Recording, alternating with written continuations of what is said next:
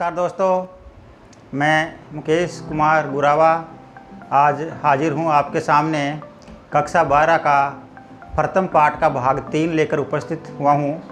तो इससे पूर्व हमने 2 हिंदी अनिवार्य की वीडियो डाले हैं प्रथम पाठ के। यदि आपको वो वीडियो पसंद आए हैं काफ़ी, और उसके बाद में आज कुछ लोगों की मांग थी कि साहब आप तीसरा वीडियो भी डालें हैं, तो तीसरा वीडियो आज लेकर उपस्थित हुआ हूँ। यदि ये YouTube वीडियो आप लोगों को पसंद आए तो हमारे इस YouTube वीडियो को लाइक करें, चैनल को सब्सक्राइब करें और कमेंट अवश्य करें। अब मैं लेता हूँ ये पार्ट 3। तो देखिए इस पार्ट 3 में क्या है, पार्ट इसमें है राजियारा सोरठा। क्या है? राजियारा सोरठा। अब राजियारा सोरठा है वो किसने लिखा है? राजियारा सोरठा है वो कवि है इनका कृपाराम खिड़िया। इन्होंने ये कृपाराम खिड़िया जो हैं इन्होंने राजिया जी को संबोधित करके लिखा है। अब देखो ये राजिया कौन था, तो हमने लिख रखा है राजिया कृपाराम जी का सेवक था। राजिया कौन था? राजिया कृपाराम जी का सेवक था।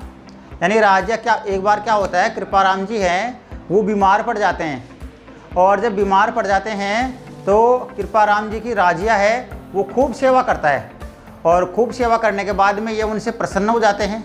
तो प्रसन्न होने पर क्या होता है, बाद में इनके कोई संतान नहीं थी। किनके संतान नहीं थी? राजिया के, अर्थात राजिया के कोई संतान नहीं थी। राजिया इस कारण से दुखी रहता था, भाई संतान नहीं होने के कारण दुखी था। इसलिए कृपाराम जी क्या करते हैं, कृपाराम जी इसको मशहूर करने के लिए, अर्थात राजिया को मशहूर करने के लिए कृपाराम जी क्या करते हैं, इनके नाम पर ये सोरठे रच के जाते हैं ताकि इनका नाम संसार में अमर हो जाए। इसलिए नाम दिया गया है राजियारा सोरठा। और लेखक कौन है? लेखक है कृपाराम खिड़िया। राजियारा सोरठा इसलिए कहा गया ताकि इनका नाम अमर हो। अब लेखक की मतलब कवि की बात आ गई। कवि कौन है? कृपाराम खिड़िया।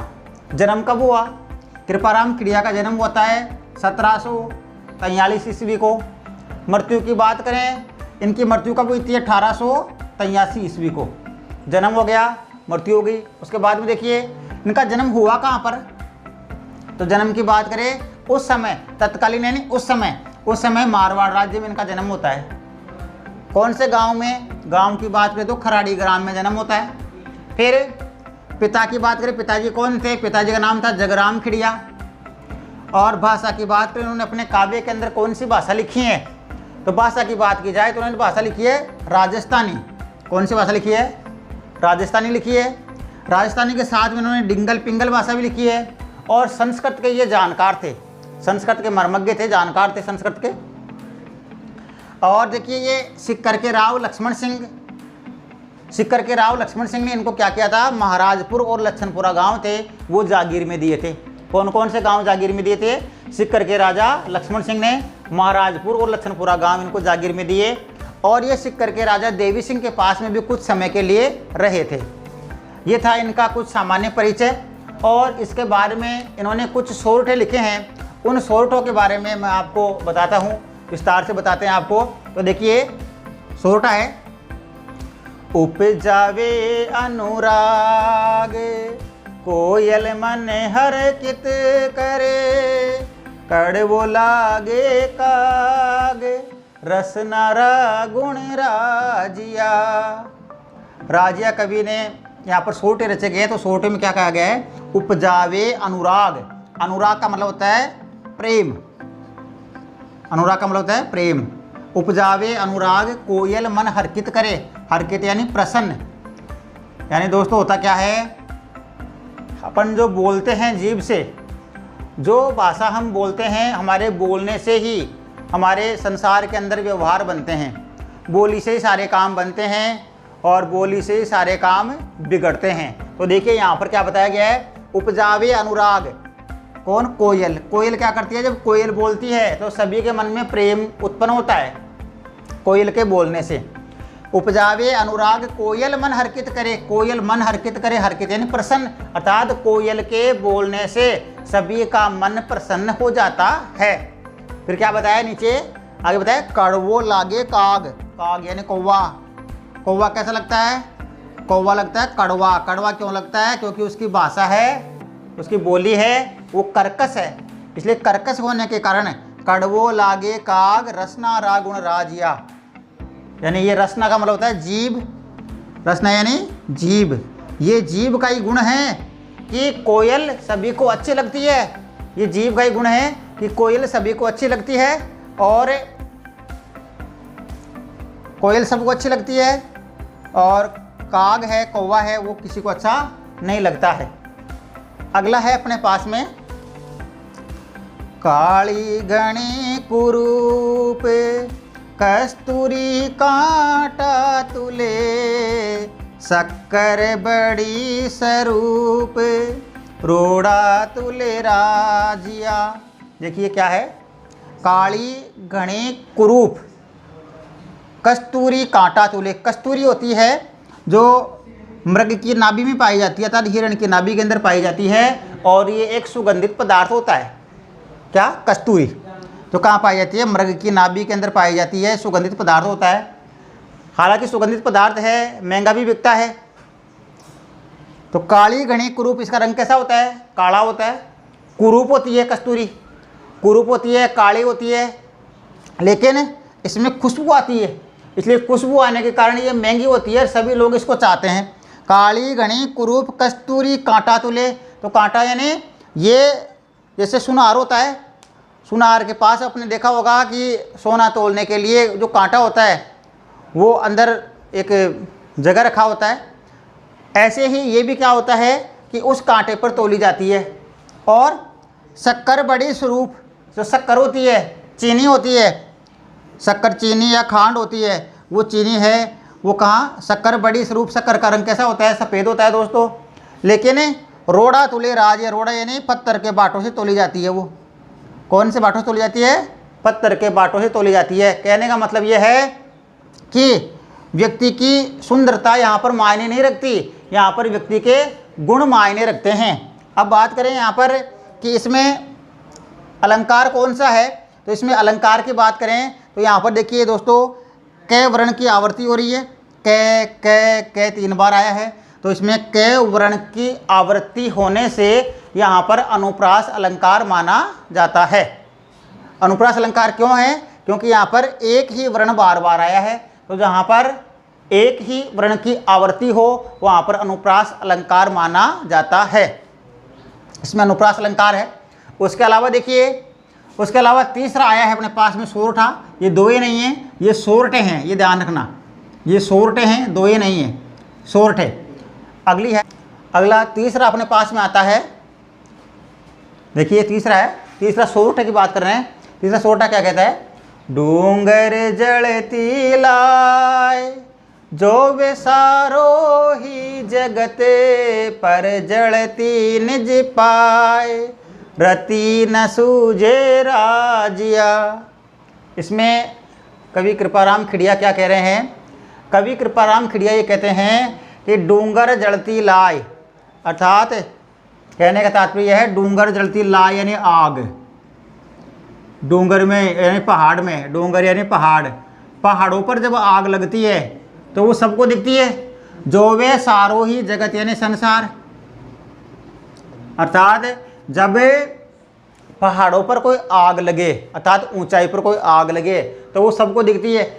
डूंगर जलती लाए, लाए यानी आग, डूंगर यानी पहाड़ पर जो आग लगती है, जो वे सारो ही जगत, उसको पूरा संसार देखता है, उस आग को पूरा संसार देखता है। पर जलती निज पाए, पाए यानी पैरों में, लेकिन यदि खुद के पैरों में कोई आग जल रही हो, रति न सूझे राज, रति यानी बिल्कुल भी दिखाई नहीं देती है। यदि खुद के पैरों में आग लग रही हो तो वह आग व्यक्ति को दिखाई नहीं देती है। कहने का तात्पर्य यह है दोस्तों कि हमें दूसरे व्यक्ति की बुराई तो दिखाई देती है, लेकिन खुद के मन में जो बुराइयां हैं वो बुराइयां हमें दिखाई नहीं देती है। कवि कृपाराम खिड़िया यहाँ पर राजिया को यही बात बता रहे हैं। आगे इसमें शैली की बात की जाए तो इसमें शैली है वो व्यंग्यात्मक शैली है, व्यंग्य बात बताई गई है। और भाषा की बात करें तो इसमें सरल राजस्थानी भाषा का प्रयोग किया गया है। वैसे ये सोरठे इन सभी के अंदर राजस्थानी भाषा ही है, सरल राजस्थानी भाषा का प्रयोग हुआ है। आगे देखिए 4 नंबर का सोरठा है। 4 नंबर का सोरठा क्या कहता है, ये कह रहे मतलब री मनवार चुप के लावे चूरमो बिन मतलब मनवार राब न पावे राजिया, राब न पावे राजिया। देखिए मतलब री मनवार, इस संसार के अंदर जो लोग व्यवहार करते हैं वो व्यवहार दोस्तों मतलब के लिए करते हैं।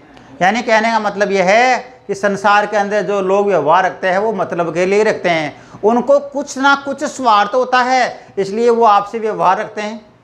तो क्या लिखा हुआ है, मतलब री मनवार, कि जब व्यक्ति को कोई मतलब होता है तो व्यक्ति उसको मनवार करता है, यानी कि उसको अच्छे अच्छे पकवान खिलाता है, उसकी खुशामद करता है। कब, जब उसको कोई काम निकलवाना हो।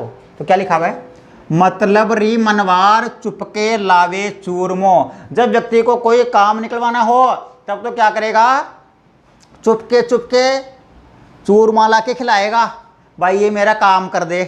तो लिखा हुआ है मतलब री मनवार चुपके लावे चूरमो, और जब कोई काम नहीं हो बिन मतलब मनवार, और बिना कोई काम नहीं हो बिन मतलब मनवार राब न पावे राजिया। राब यानी राबड़ी, राबड़ी जानते हैं दोस्तों, राबड़ी कम कीमत में ही बनती है। तो और जबकि चूरमा है, चूरमा एक बहुमूल्य है, यानी चूरमा है उसमें कुछ चीज़ें डालनी पड़ती है, थोड़ा महंगा पड़ता है, राबड़ी थोड़ी सस्ती पड़ती है। तो जब व्यक्ति को मतलब होता है, जब मतलब होता है तो क्या करता है, चुपके लावे चूरमो, तब तो चुपके चुपके चूरमा भी ला के देता है। लेकिन बिन मतलब मनवा, लेकिन जब व्यक्ति को मतलब नहीं होता है तो वह अर्थात तुच्छ सामान राबड़ी भी नहीं डालता है। राब न पावे राज, अर्थात कम कीमत का सामान भी व्यक्ति किसी को देने के लिए तैयार नहीं होता है। कब, जब उसको उससे कोई काम नहीं होता है। यानी कहने का तात्पर्य यही है कि संसार के जो लोग हैं वो मतलबी हैं। और अब इसमें बात की जाए शैली कौन सी है, तो इसमें शैली उपदेशात्मक उपदेश दिया गया है और व्यंग्यात्मक शैली है। अगला 5वां सोरठे की बात करते हैं। मुख ऊपर मिठियास घट माही खोटा गड़े, इसड़ासू इखड़ास राखीजे नहीं राजिया।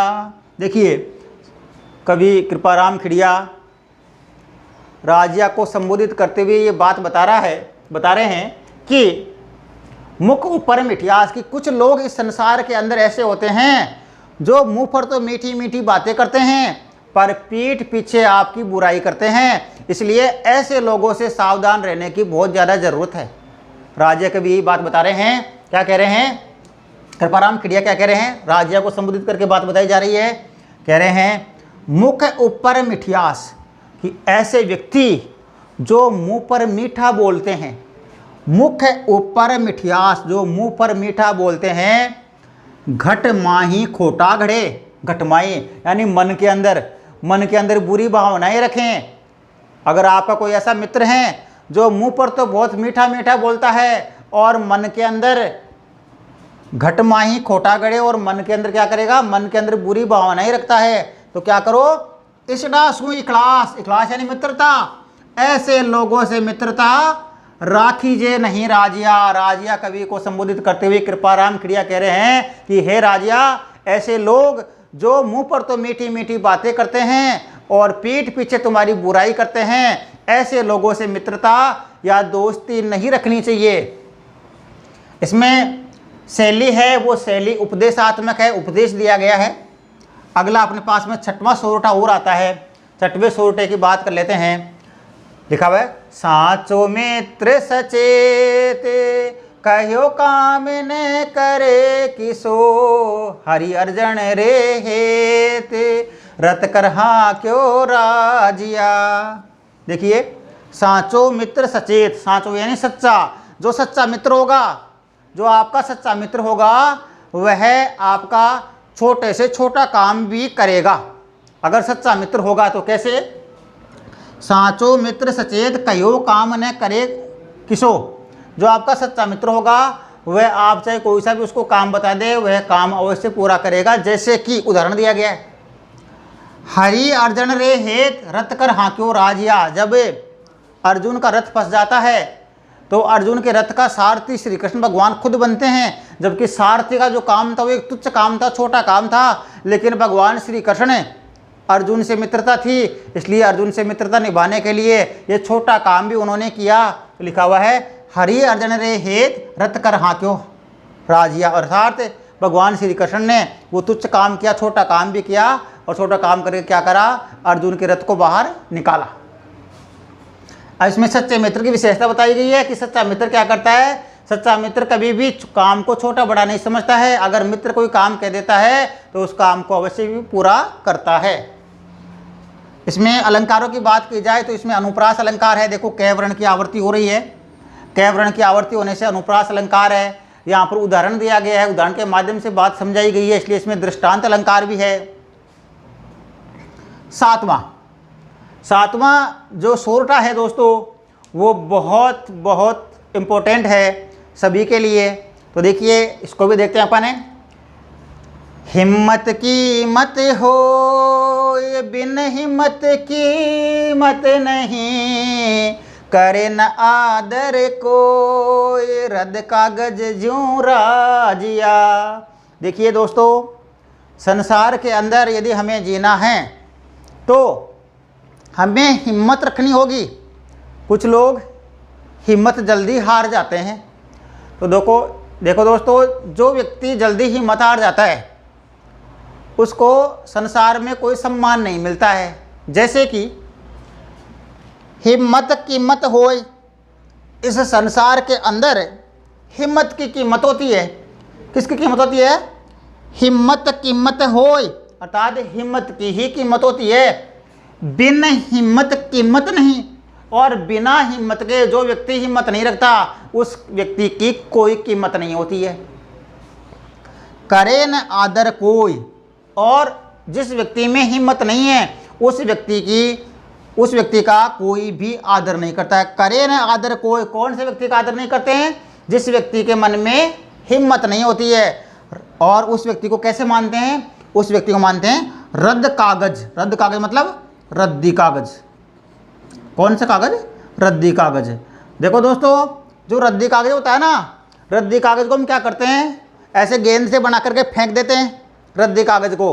तो जिस व्यक्ति में हिम्मत नहीं होती है उस व्यक्ति को संसार के लोग उसी प्रकार से दूर कर देते हैं, उसी प्रकार से फेंक देते हैं जिस प्रकार से हम लोग रद्दी कागज को फेंक देते हैं। इसलिए दोस्तों, हमेशा हमें हिम्मत रखनी चाहिए, विश्वास रखना चाहिए।